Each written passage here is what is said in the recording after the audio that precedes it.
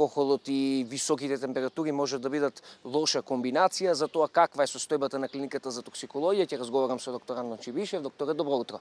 Добро утро на вас, добро утро на сите гледачи на Македонската телевизија.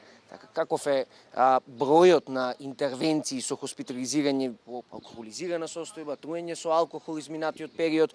Која старосна група е најзастапена во изминатиот период на клиниката? Овака сега, труењата и злоупотребата на алкохол, без разлика дали е акутна или хронична, е глобален проблем и има многу покрај здравствени и социјални предизвици. Проблем е тоа што се повеќе и повеќе старосната структура на пациентите кои злоупотребуваат алкохол се намалува, така да сме имале пациенти кои што имали 14-15 години и биле донесени кај нас во многу незавидна состојба и сме имале потреба да ги хоспитализираме, па да ги третираме, па да се бориме за нивниот живот, така да злоупотребата на алкохол не е нешто што во минатото беше подигано на некое повисоко ниво, да еднаш ако некој се опијан и станува маж. Не е точно, не станува маж, туку станува зависник од алкохол, кој што понатаму во животот ќе има многу проблеми. Комбинирано со високите температури има заблуда, која што постои меѓу граѓаните, дека кога е многу топло можеме да пиеме ладни алкохолни пијалоци, кои што можат да не освежат, да не вратат во форма, што не е точно. Значи нема да не вратат во форма, туку уште повеќе ќе ни ја влошат состојбата ако високите температури толку ни пречат.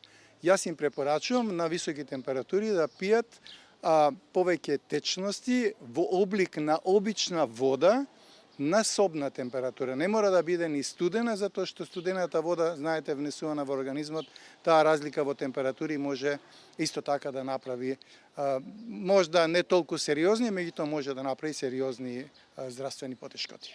Докторе, кои се првите знаци дека може да се случи сериозен здравствен проблем кога ќе се направи микс од алкохол и на високи температури? Па видите сега, алкохолот внесуван во помали количини обично не прави проблем, иако кај помлади индивидуи и малите количини можат да направат сериозен проблем.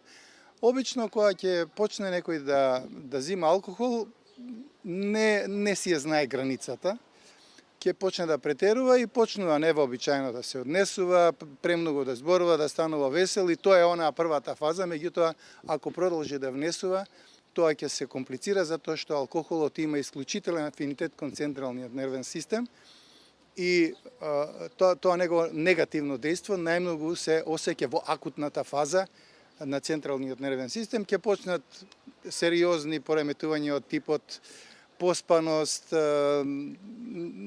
нејасно говорење, да сето тоа после тоа да заврши со губење на свеста, повраќање, мачнини, болки во стомакот и така натаму, кое што исто така многу сериозно може да го загрози и некогаш и животот, затоа што имало случаеви кај што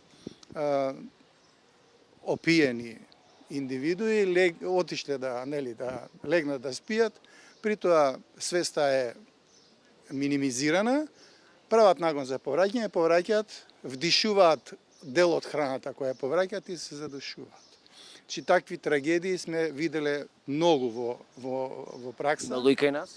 Да, апсолутно, имало и кај нас, имало и тоа се случува обично кај помлади пациенти, што е трагично, некој да го загуби животот на 20-25 години, затоа што еден ден седнал и се опил со некое друштво и при тоа не внимавал колку што треба, навистина е трагедија. Докторе, кои се вашите совети до граѓаните за безбедно однесување во текот на летото, кога станува збор за алкохол, хидратација и престој на сонце? Вака сега, во однос на алкохолот, ние македонците, зборувам и општо оваа балканска популација, има некоја традиција за конзумирање на алкохол во различни форми, значи, иако има конзумација на алкохол, таа да биде во разумни количини, Кога велам разумни количини, сите индивидуи имаат различни разумни количини. Некојаш ми поставуваат прашање која е разумна количина. Че некој може да испие повеќе, некој помалку, меѓутоа никогаш тоа да не биде повеќе од она што може да се поднесе, а тоа е да речеме една чашка од некој од алкохолите кои ги конзумираат.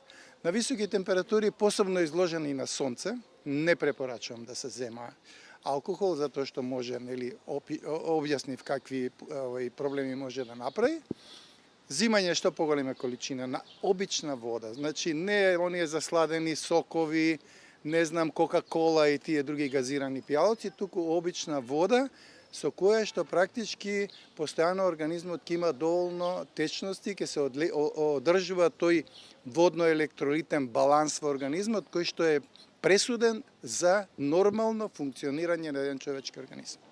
Тоа ви благодарам многу на информациите и на советите. Ви благодарам и вас што дадовте можност малку граѓаните да ги едуцираме сега во овој период кога има високи температури. Така, ви благодарам уште еднаш. Со доктор Антон Чибишев од клиниката за токсикологија разговаравме, дадовме совети, препораки за тоа како да се однесуваме на високите температури, посебно кога се комбинира сето тоа со алкохол.